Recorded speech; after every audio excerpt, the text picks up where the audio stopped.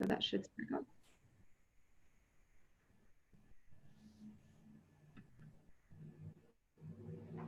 Hi. Hi. Good to see you, Heather. It is Always nice good to to see you. see you. So to start off, would you like to say your name, where you are, maybe a very little bit about yourself? I'm Dr. Stella Resnick. I'm in my home office in Los Angeles, California. And I'm a clinical psychologist and a sex therapist, certified sex therapist and educator and provider of CEs. And I'm an author. I've written 3 books all about different aspects of pleasure. And my last book, Body to Body Intimacy, Transformation Through Love, Sex, and Neurobiology, integrates Gestalt and neurobiology and shows the uh, valuable research in neurobiology that corroborates Gestalt therapy. And I trained in Gestalt therapy with both Fritz Perls and with Laura Perls. And so I've been a Gestalt therapist for 50 years. 50 years. It's hard for me to believe that. I still think of myself as a young woman. So You don't even look the amount of years that you've been training. I'm slightly delusional. I don't think so. So that's a bit about, what you do. But the first question that we do have is, who are you as a person? More than a curriculum and things like that. What are some of your qualities or your interests as a human being? Well, I am a woman, uh, and I am someone who comes from an abusive childhood, and I found Gestalt because at the time I was an assistant professor of psychology because I hated therapy. I found it boring, and that concerned me. So I decided to go the academic route, and then I discovered Gestalt. And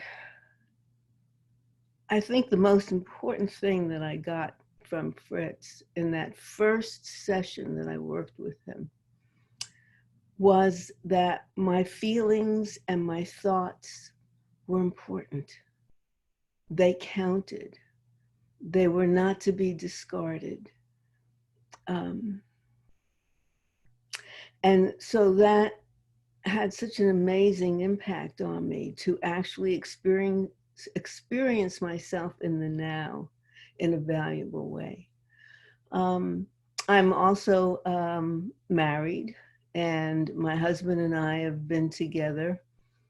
Well, we're celebrating our 40th wedding anniversary in June, which is really a landmark for me because I've before him I've never been with anybody more than 2-3 years. so so 40 years with the same person is quite an achievement for me. um, I love jazz. I love Latin jazz. I love to work out. I do yoga to Latin jazz. and I work out with weights. So I do a combination of yoga and weights and dance. I figure any day that starts with me dancing is a good day. So I try to make it every single day. That sounds and, fun. um, I'm political. I'm very distressed about what's happening in my country. And uh, that makes me more serious.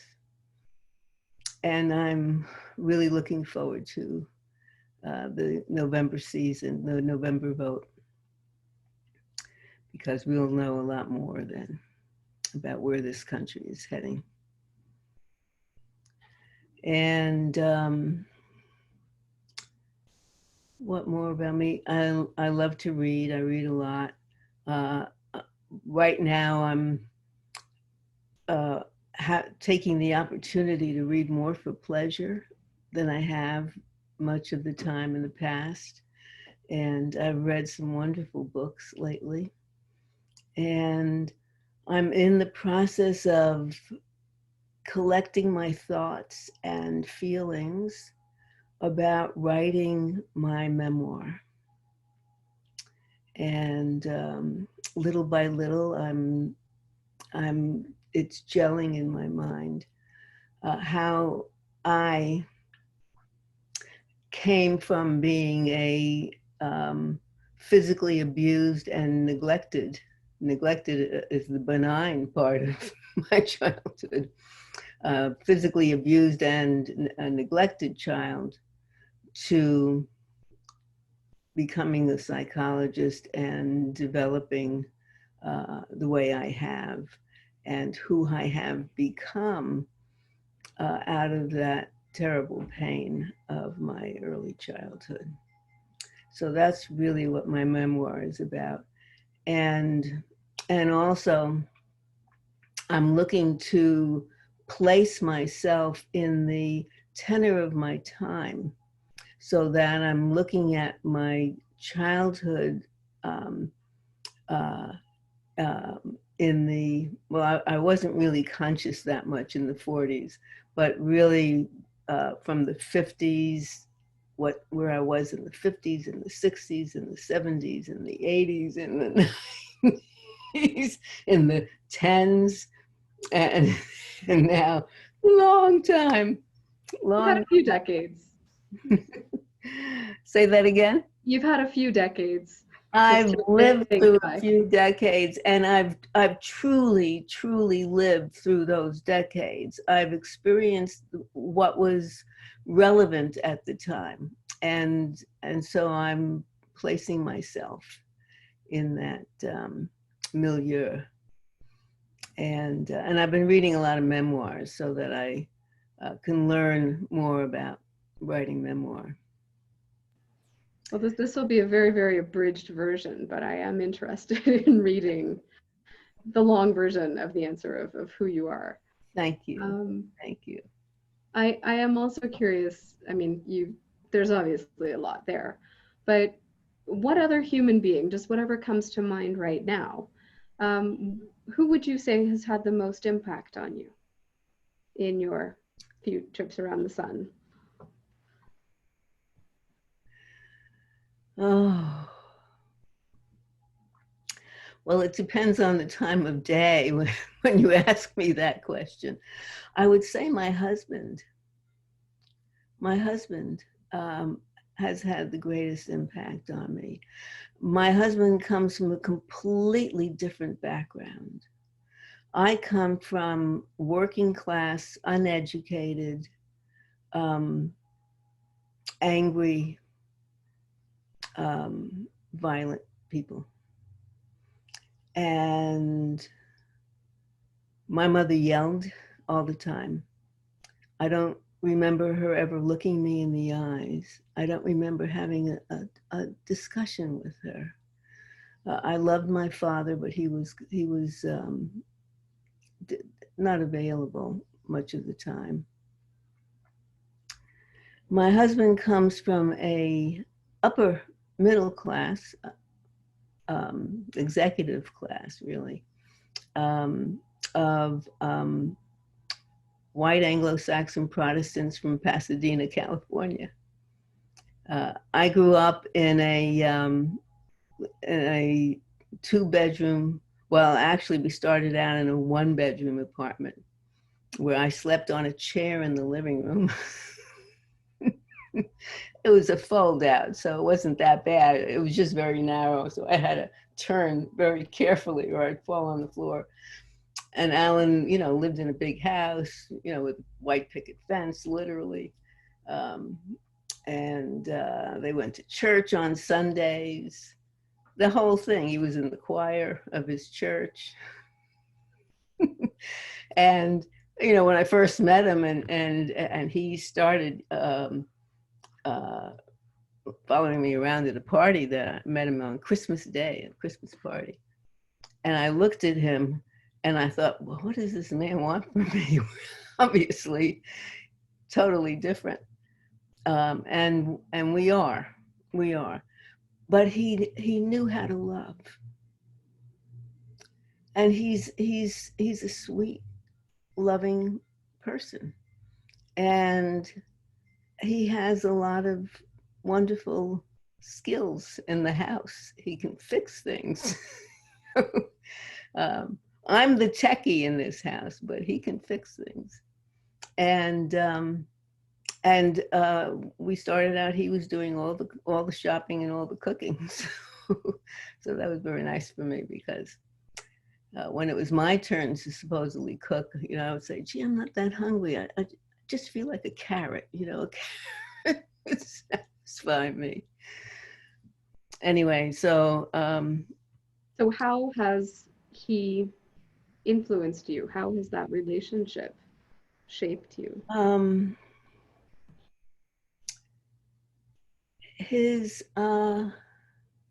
Well, particularly in the beginning, I'd never been with a man like that before.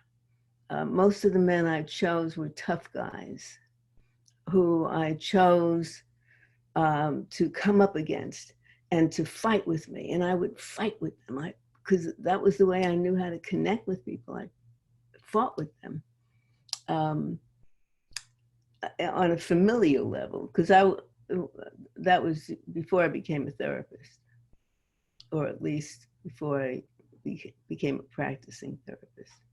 So, and every man that I yelled at yelled back, and we really got into it. But when I would yell at him, he would say to me, well, that's very interesting, honey.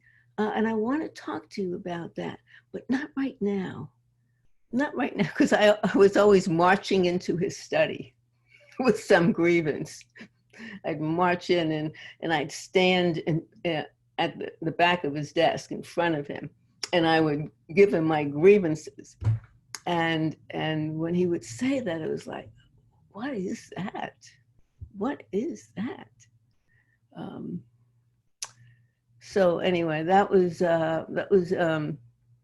like an in-house study.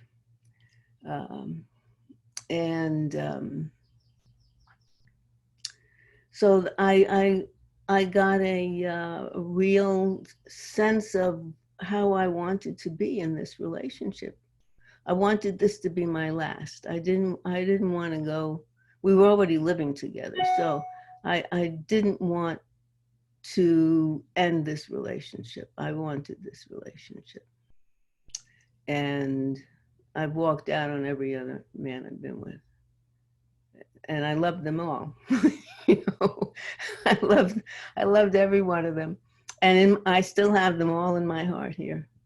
So I'll be able to write about them. And my former husband, I'm still in touch with. We have a much nicer relationship now that we don't live together. Mm-hmm. So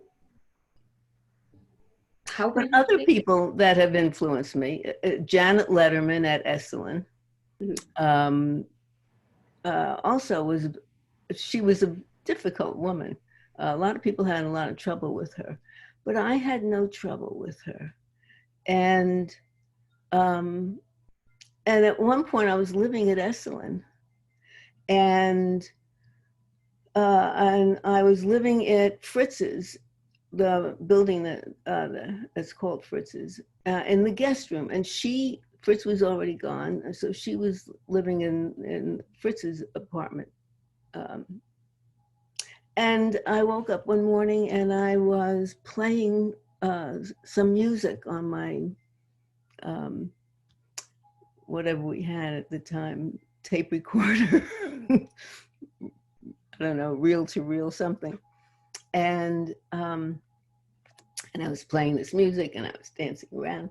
And then I came out and there was Janet in in the living room, and I was mortified. This is, of course, before I ever met Alan, or I was just mortified. I said, "Oh, Janet, I'm so sorry. If I had known that you were here, I wouldn't have made so much noise." And she said to me, "When you love somebody, it's not noise." And it choked me up. I mean, I got teary. I almost can still get teary about that.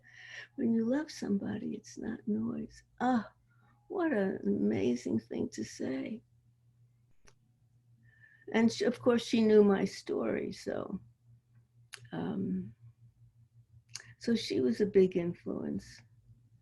I'm looking at, Fritz was, I would say, really the most powerful influence.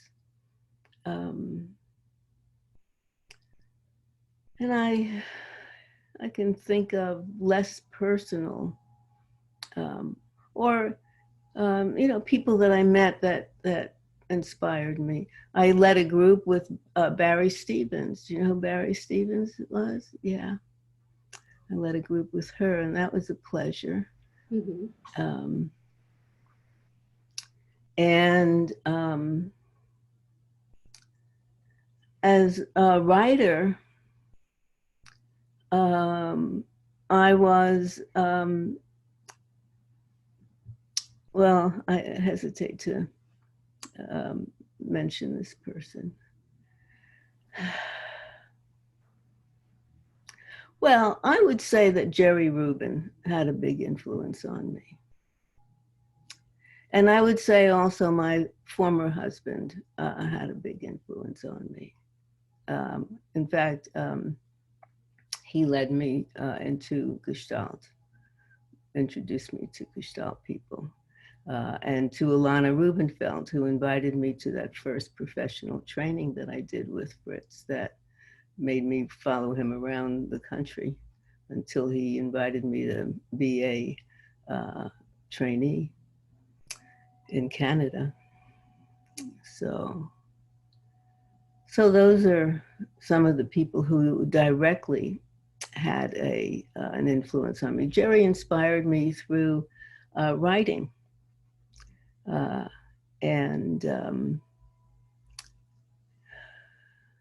I met a lot of interesting people through him. So I have to give him credit for that. Mm-hmm. I mean, we're definitely relational beings, and it's just a constant series of encounters that obviously keep shaping us. Yeah.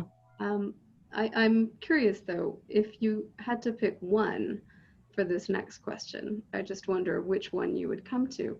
Because you've mentioned the decades, and I can almost imagine the different hairdos that go along with that and the phases of life.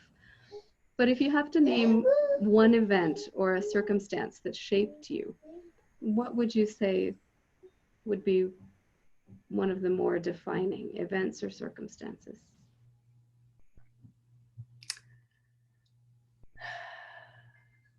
I would have to say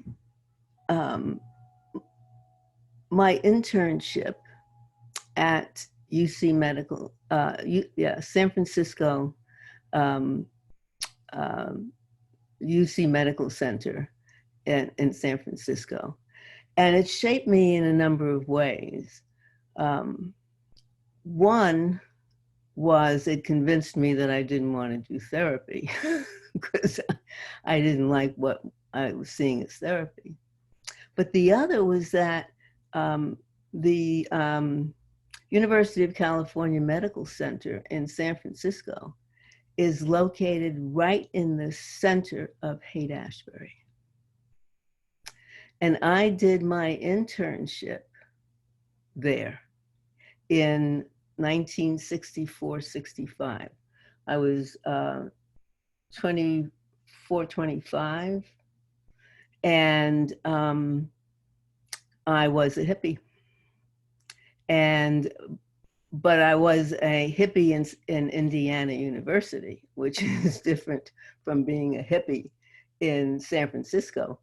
And so I got myself an apartment in Haight-Ashbury that was just down from the hill where UC Medical Center is.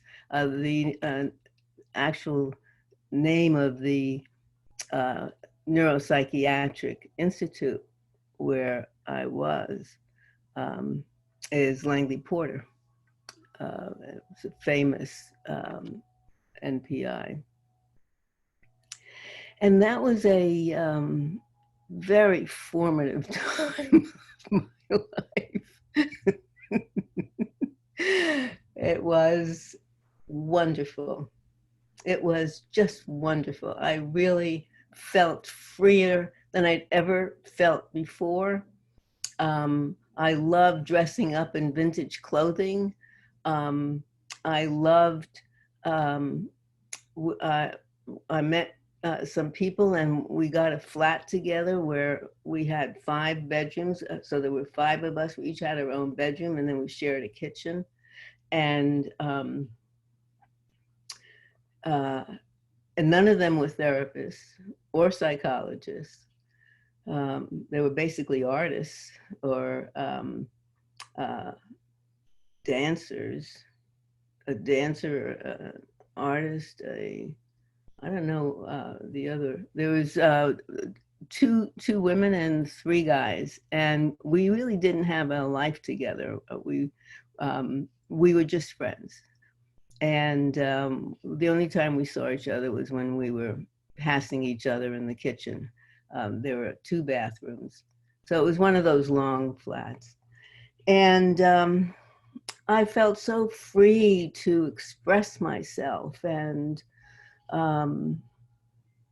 to, I had jeans that I put all kinds of lace patches on, and so it was a great period of time for me. And I had my apartment, my first apartment, had a view of the Golden Gate Bridge, and I could hear the foghorns at night. Oh, it was so romantic. I had a fireplace, and I paid like $75 a month for it. That was my first apartment. The second was a flat with 4 other people. But that was such a free time of my life, and I became very political. I got into I met a lot of the Black Panthers then. I met Huey Newton and Eldridge Cleaver and Kathleen Cleaver and Elaine. I think her last name was Davis. And not sure about her last name, Elaine. And got into organizing the Peace and Freedom Party. That was a little bit later when I finally started teaching at San Diego State. I was an assistant professor of psychology there. And I started organizing the Peace and Freedom Party there. We were running Eldridge Cleaver for president. Do you know who that was? No, he was a Black Panther. I actually felt offended when they came out with this movie that was Black Panther, because I thought, oh, they're trying to co-opt the name. But I went to see the movie with my girlfriend because it definitely was not Alan's cup of tea. And I loved the movie. I loved it. So I'm waiting for the sequel. I can't hear you. No, I'm trying, because there's a lot of background going on with the garbage truck going by, but it's not. I am listening to every single word that's coming in right now. Well, that's nice of you. No, there's I mean, it's definitely a circumstance, and I'm sitting here trying to imagine. Oh, I know. It's a whole context. It's a complete time. Yeah, I understand. Mm-hmm. You're one of the few people who could do that. who could do what. Compartmentalize like that, to be able to do an interview and be a mom at the same time, and be The garbage truck and be and trying to dealing with the figure out the who's who of the Black Panthers in your life. yeah.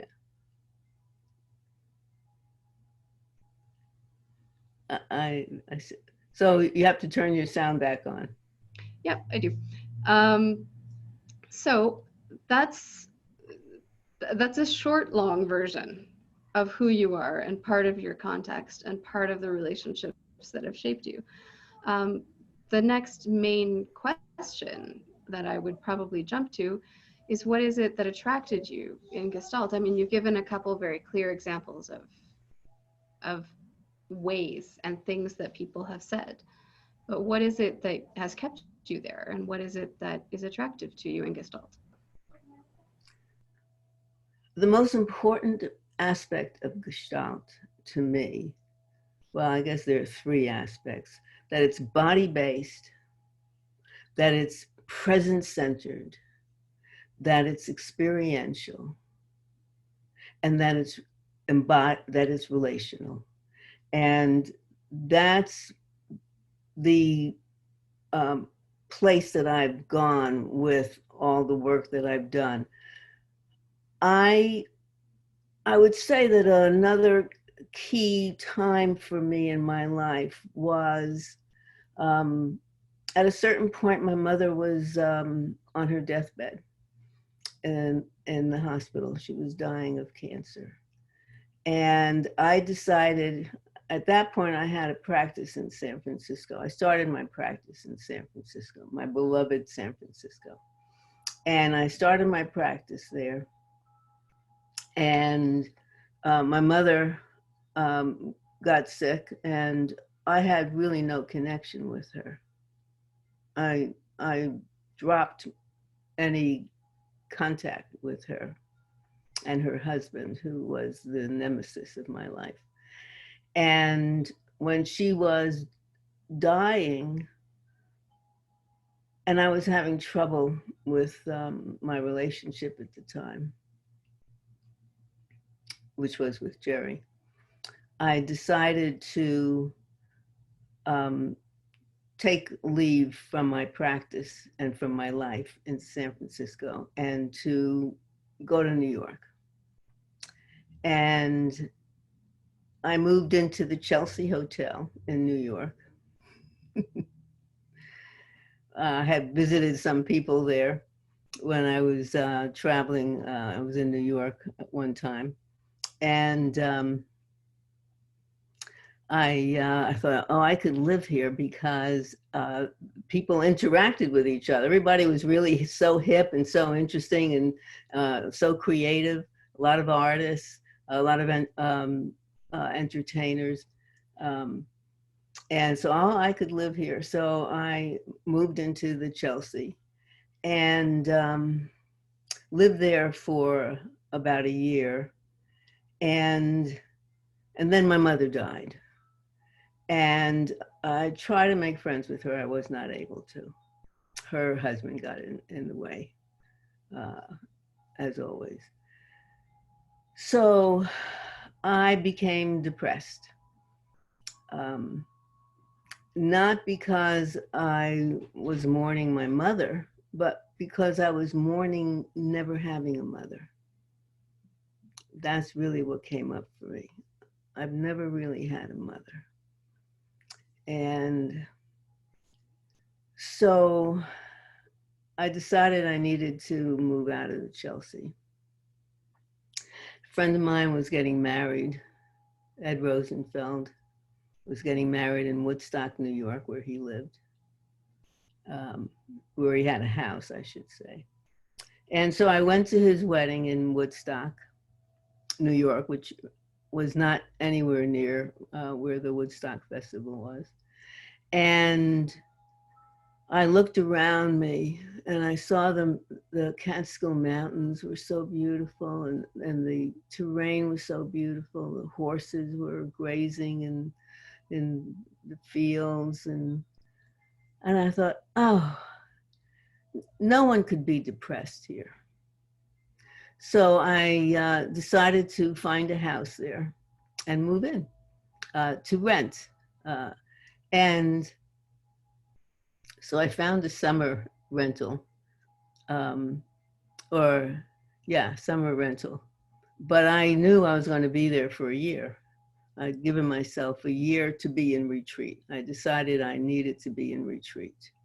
I needed time to just be alone because I was so lonely all the time. I figured it's just that I don't know how to be alone. So I need to figure out how to be alone, and why it's so painful for me to live alone. And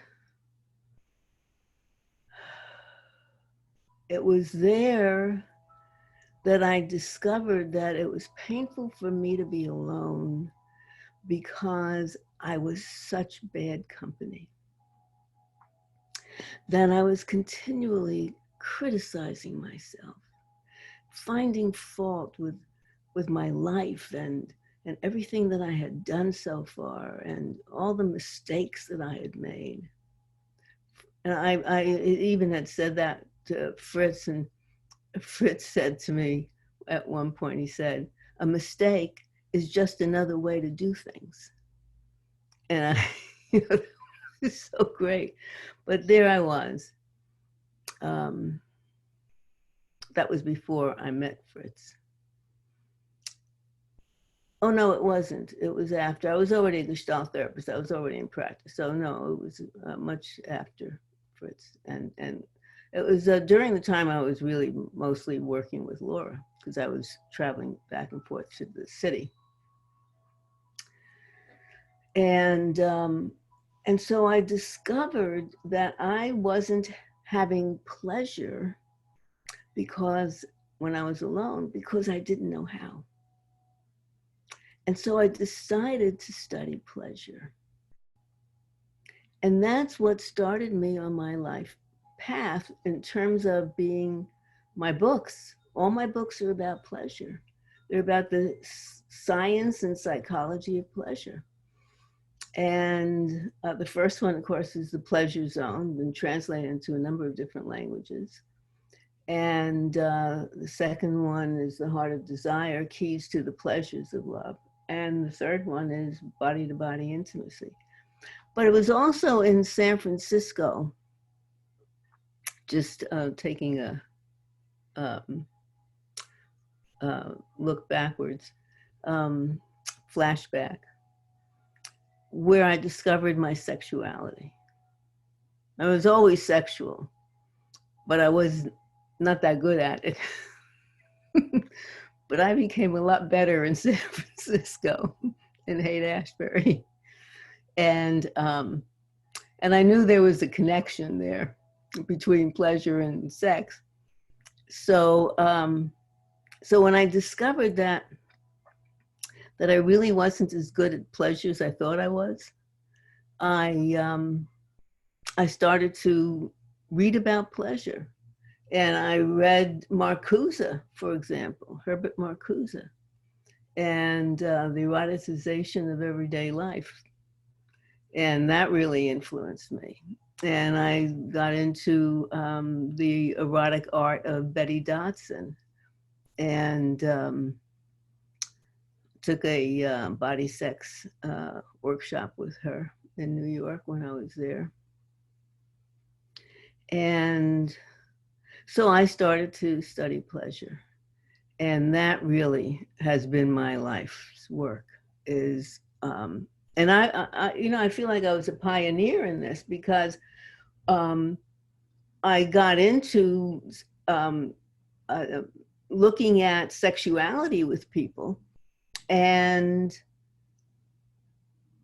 I saw that a lot of what people were talking about was about pain in sex, not about pleasure in sex.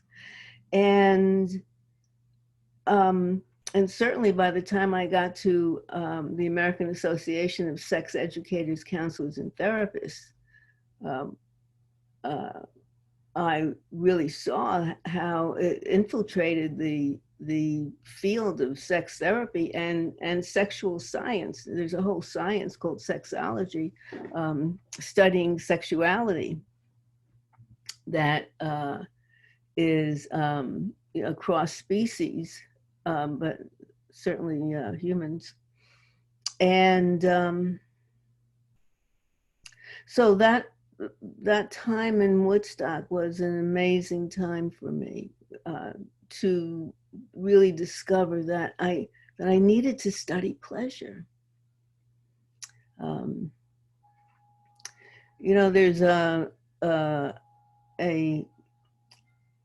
gospel song called "Ain't Gonna Study War No More." Ain't gonna study war no more. And I thought that really says it all, because it's not just about studying pain and negativity and depression and anxiety and shame and guilt and trauma, but it's also about learning more about pleasure and surrendering to pleasure, and why it's so difficult for us all to surrender to pleasure. And that became also part of my political views, so that was a very influential time for me. And when I came back, I wrote my first book, The Pleasure Zone. Actually, when I wrote a proposal, I didn't have that title. I had another title, As Good as It Gets. I thought that was a great title. But anyway, I sold the book to Jeremy Tarcher, who was a famous publisher at the time of New Age books.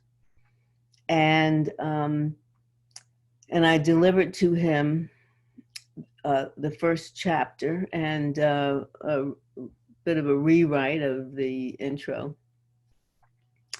And he had given me an advance, and he'd given me half of the advance. And he got the first chapter, and he said, "Stella, this is not the book I want." What do you mean? He said, "This is all about pleasure." He said, "I want a book about sex."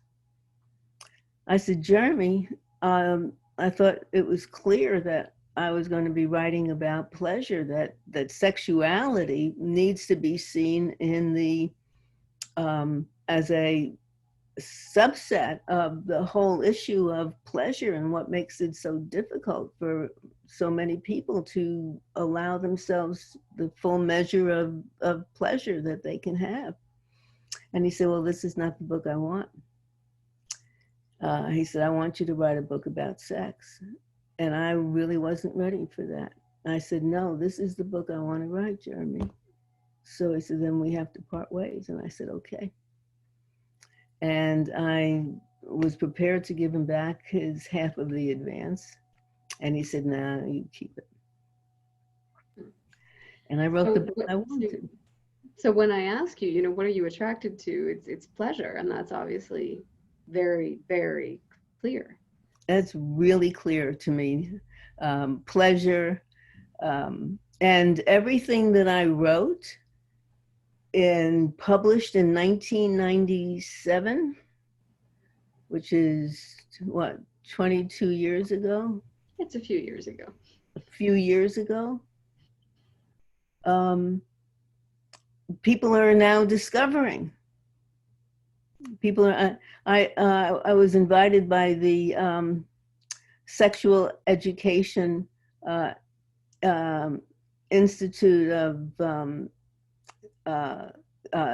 Sexual Education, SIECUS. It's called SIECUS. SIECUS. SIECUS. And they put out a journal, I think once a month. And they invited me to write the lead article. And the lead article that I wrote was Sexual Pleasure, the New Frontier in the Study of Sexuality. The new frontier in the study of sexuality, because there was not a lot of study of that. Of course, Alexander Lowen talked about pleasure and sexuality. Wilhelm Reich talked about it. Those were clear pioneers that I got a lot from. And of course, Herbert Marcuse as well. But there wasn't a whole lot written about pleasure. And now it's a big thing in neurobiology. Pleasure and play are key factors in health, in mental health, emotional health, physical health. So I was a leading figure in that. This whole thing. Mm-hmm. It's very exciting. Mm-hmm. And I'm curious where you would like to go. I mean, you've talked about the memoir project, and I know that you're still teaching, you're still lecturing, you're still presenting. But where would you like to go with your work, with yourself in the future?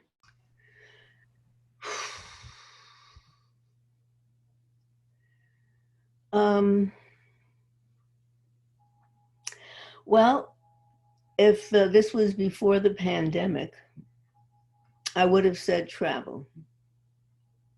I love to travel. And I generally go to conferences only that are in interesting places that I want to visit, that I've never been to before. Yeah, that part of life may just have gotten a little bit more complex. That's more complicated. Alan and I were all prepared to go to Ireland. We were so looking forward to it. And but we're not eager to get on a plane in September. So at some point when this real virus is conquered by a vaccine, or at least treatment that can avoid it being a death sentence. But frankly, I'm really happy being, excuse me, I'm really happy being home. I love not running to the office because I'm always rushing. I rush everywhere. I rush to watch the sunset. I rush to get into the hot tub, honestly. So I like to say space-time is not my continuum. It's very hard for me to just deal with the changing, particularly daily, on a daily basis. I can deal with it on a monthly basis, but on a daily basis, very hard.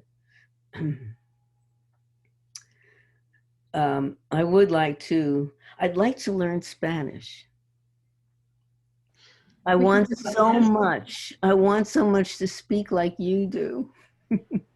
I want so much to speak fluent Spanish. And in fact, I would love to speak Spanish, French, and Italian, my 3 favorite languages. Italian would be great because I love opera. And so I'd love to be able to understand opera as it's being sung. So those are some far out fantasies. I'm just looking forward to enjoying the rest of my life. I'm looking forward to being healthy for the rest of my life until one day I'm gone. But I'd like to stay healthy up until that point. And I know that's not possible. So these are pipe dreams. Well, I mean, they sound like beautiful plans. It sounds. Yeah. Yeah. I'd like to be able to read all the books in my library that I haven't read. I'd like to be able to wear all the clothes in my wardrobe and my closets that I haven't worn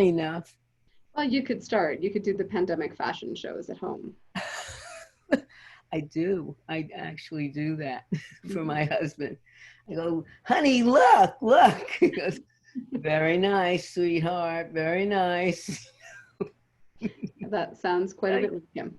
What's that? That sounds quite a bit like him. Yeah, very nice, honey. That's very nice. Mm-hmm. Yeah. Or can I look at it in 15 minutes? No, you got to look now. Wow.